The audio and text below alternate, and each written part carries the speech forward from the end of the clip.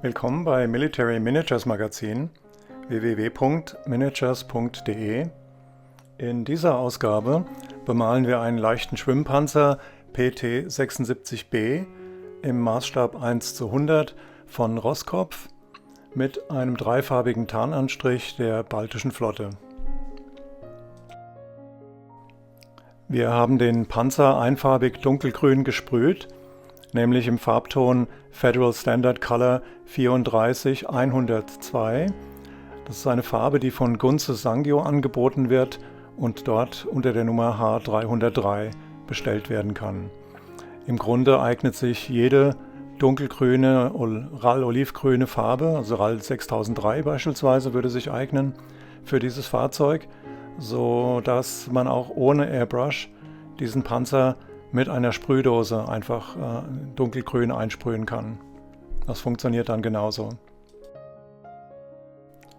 Anschließend haben wir dieses Tarnmuster der Baltischen Flotte im Internet recherchiert und die Tarnstreifen dann mit einem weichen Bleistift B6 direkt auf diese matte grüne Grundfarbe des Panzers skizziert.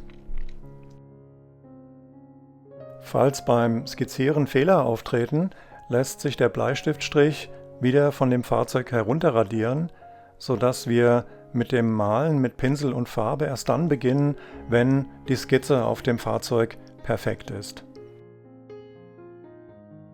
Aus Gründen der Luftperspektive malen wir die schwarzen Tarnstreifen dieses Tarnanstriches nicht mit Schwarz aus, sondern mit dem viel helleren Neutralgrau, das in der Acrylfarbenserie Primacryl unter der Nummer 13789 angeboten wird.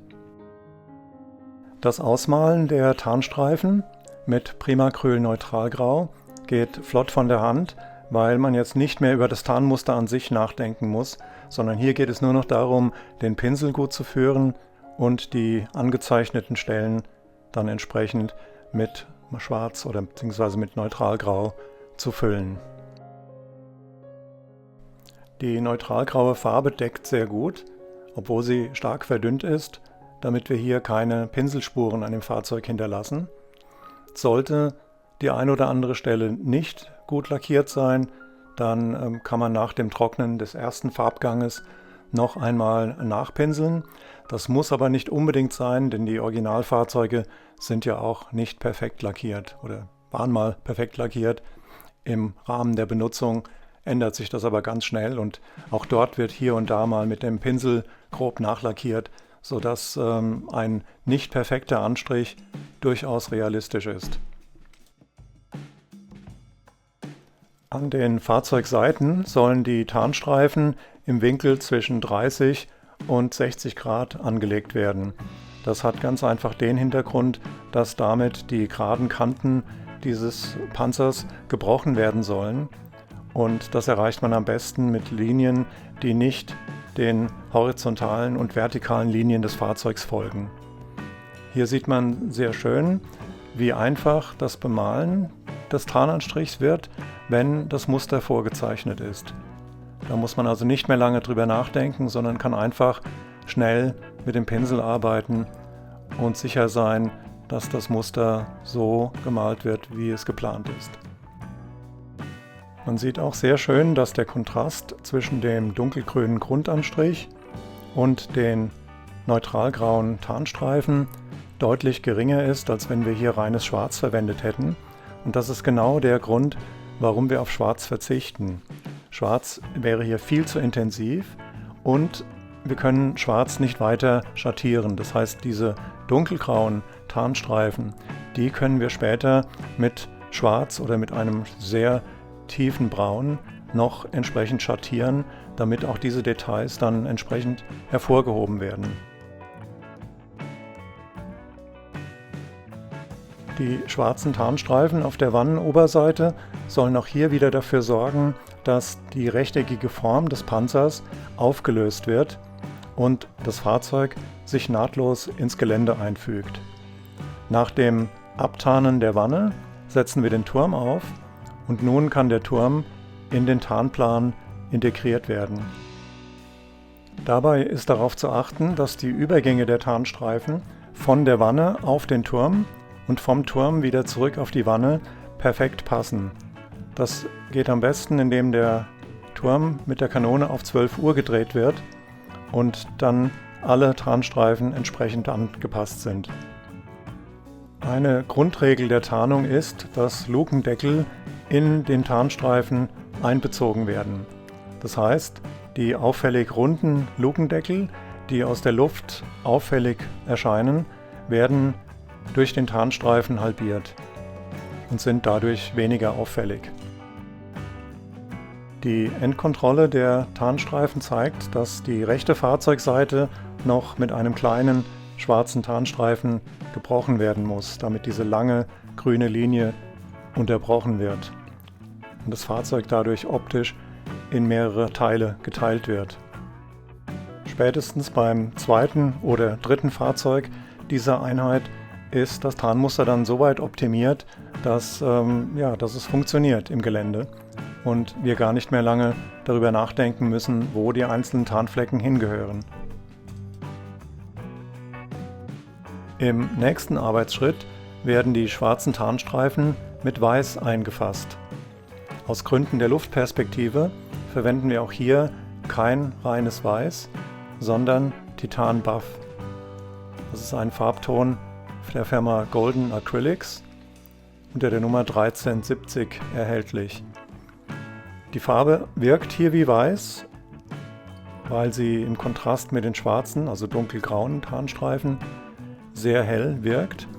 Tatsächlich ist diese Farbe aber deutlich dunkler als reines Weiß und deswegen sieht das hier so attraktiv aus.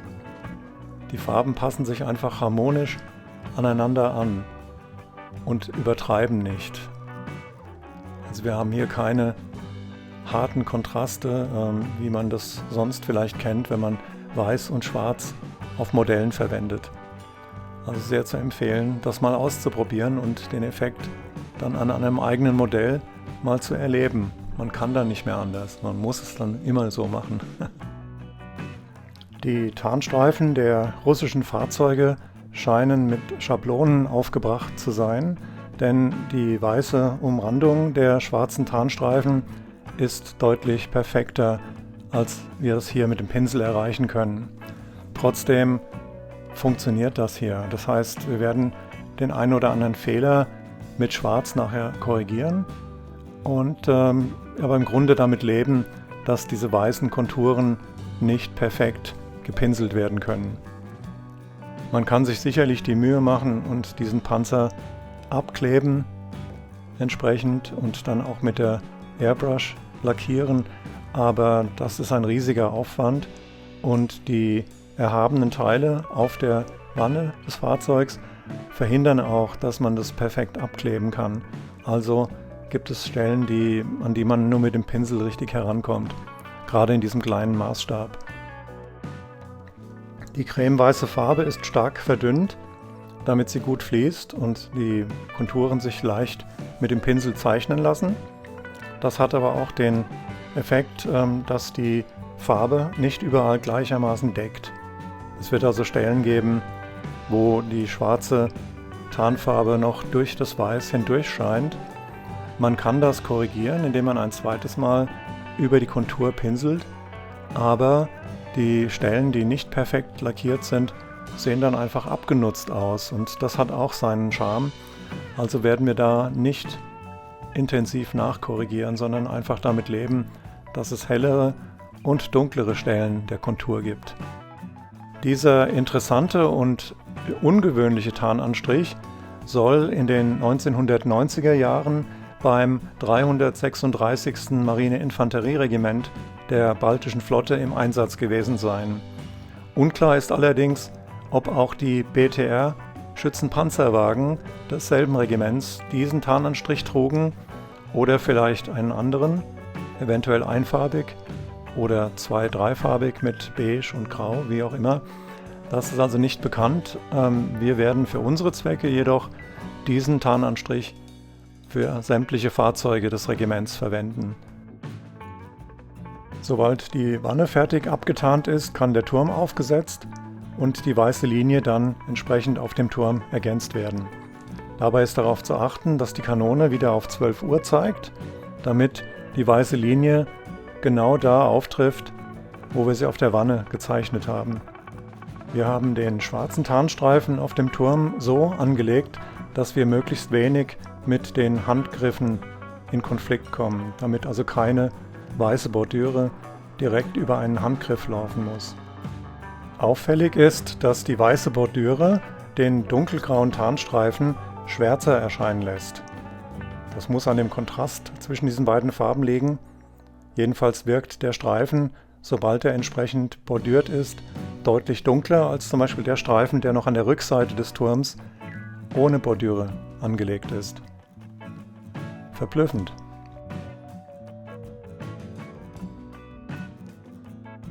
Nun wird mit dunkelgrauer Farbe an all den Stellen nachgearbeitet, wo die Bordüre entweder zu breit ist, wo sie versehentlich in den schwarzen Tarnstreifen hineingemalt wurde, oder wie hier, wo eine Luke versehentlich mit weiß bemalt wurde, sodass also das Muster insgesamt sauber aussieht.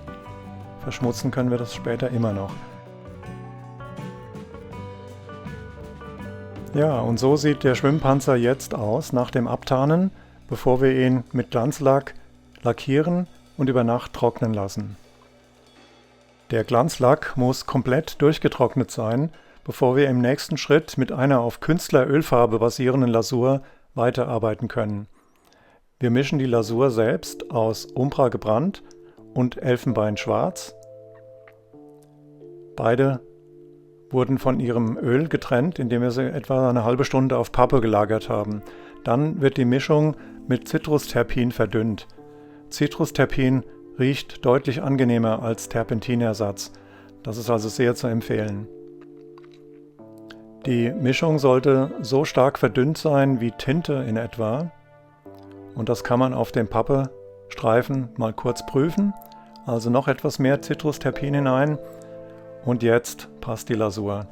Jetzt ist es ein bisschen durchsichtig und nun beginnen wir damit, die erhabenen Bauteile auf dem Panzer entsprechend mit dieser Lasur, mit einem sogenannten Pinwash, also einer punktgenauen Lasur, heben wir jetzt die einzelnen Teile des Fahrzeugs hervor. Also die Nieten, die erhabenen Teile, die Lukendeckel. Wir umranden die Motorabdeckung und andere aufgebaute Teile, also Teile, Lukendeckel und so weiter, die aus dem Panzer herausragen. Jedwede Linien, die auf dem Fahrzeug zu entdecken sind, werden mit dieser Lasur schattiert, um die Bauteile entsprechend hervorzuheben. Die Lasur besteht im Grunde nur noch aus Pigment, da wir das Öl auf den Pappkarton übertragen haben, aus Pigment und aus Verdünnung. Und das hat den Vorteil, dass die Pigmente sich später nach dem Trocknen wieder abwischen lassen. Falls also diese Lasur an die falschen Stellen gelangt, kann man sie im feuchten oder später sogar im trockenen Zustand wieder von dem Fahrzeug abwischen. Was nicht möglich wäre, wenn wir eine auf Acrylfarbe basierende Lasur verwenden, weil die natürlich fest antrocknet und dann nicht mehr entfernt werden kann. Wir bringen die Lasur auch in die Laufrollen, um diese zu schattieren und dann auch an den Seiten, überall da, wo erhabene Bauteile auf der Wanne aufgebracht sind.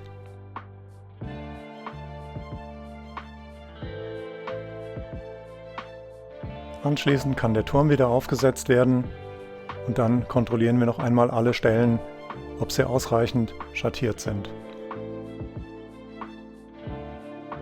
Nachdem diese Lasur über mehrere Stunden getrocknet ist, können wir mit einem Wattestäbchen die Stellen reinigen, an denen versehentlich Lasur aufgebracht wurde. Also zum Beispiel die Oberseite dieses Lüftungsgitters oder Stellen, an denen zu viel Lasur um die einzelnen Bauteile herum aufgebracht wurde. Die können jetzt alle von überschüssiger Lasur befreit werden. Das Entfernen funktioniert, weil unsere Lasur ja nur aus Pigment und Terpentin bestanden hat. Das ganze Leinöl, was dieser Farbe Festigkeit verliehen hätte, wurde in der Pappe aufgesaugt und ist damit nicht in unsere Lasur gelangt. Sobald der Panzer von seiner überschüssigen Lasur befreit ist, kann das ganze Modell mit Mattlack übersprüht werden, der dann wiederum einige Stunden trocknen muss, und dann sind wir bereit für den nächsten Arbeitsschritt. Auf dem matt lackierten Panzer können wir jetzt mit einem aufgehellten Grün alle erhabenen Bauteile entsprechend hervorheben, also die Handgriffe, Tankdeckel, die neu angebrachten Handgriffe an den Seiten, auch der mehrfach abgetarnte Handgriff, ja, und dann ganz besonders die einzelnen Nieten an den Abdeckungen im Heck. Jede einzelne Niete wird noch einmal mit dieser hellgrünen Farbe hervorgehoben. Auch die Nieten zwischen der Motorabdeckung und der Luke. Dadurch kommen diese einzelnen Details, springen einem wirklich ins Auge dann.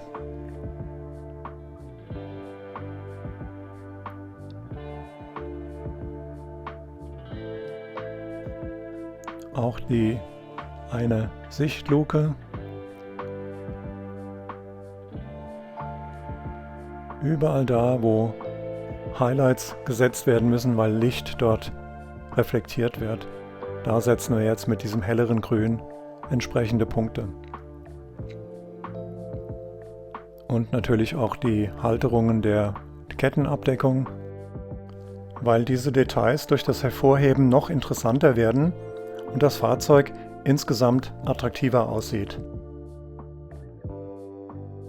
Genauso gehen wir jetzt mit den schwarz lackierten Einzelteilen vor. Das heißt, hier verwenden wir ein aufgehelltes Grau, um die in der schwarzen Tarnung liegenden Einzelteile entsprechend hervorzuheben. Also die Nieten, wenn sie schwarz sind, überall da, wo Nieten liegen oder auch kleine Klappen, Deckelchen auf der Oberfläche in den schwarzen Bereichen liegen, dort, oder auch dieser Handgriff, der zum Teil grün und dann zum Teil schwarz abgetarnt ist. Alles das wird mit einem aufgehellten Grau jetzt noch einmal hervorgehoben. Die Halterung der Kettenabdeckung vorne und hinten. Dann die Kante der Luke. Das Geschütz an die Oberseite des Geschützes. Kleinteile auf dem Turm und auch diese Halterung.